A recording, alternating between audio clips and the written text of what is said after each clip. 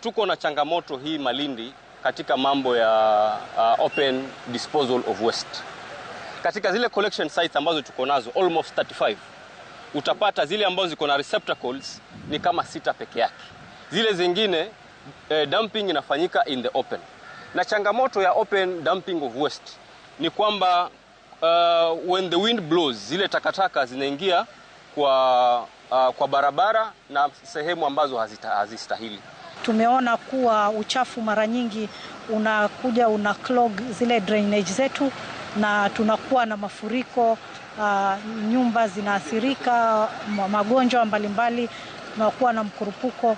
Sasa kuhamasisha wananchi na kufanya usafi pia ni kuhakikisha kuwa tumepunguza zile athari za mvua kwa hii Malindi yetu. Tumepunguza mbu, tumepunguza drainage kuclog na kukuwa na maji kila mahali ambayo yako na madhara tofauti. Zoezi linaloendelea leo ni zoezi la kufanya usafi katika mji wetu wa Malindi, na tumeanza na sehemu hii ya Central Sublocation. Tuko area Majengo, tunaendelea mpaka Majengo Sofia kufanya usafi na kuhamasisha hasa wananchi kuhusu mambo ya mazingira, ili kwamba wananchi wa maeneo hayo wataishi katika usalama wakiwa na afya njema.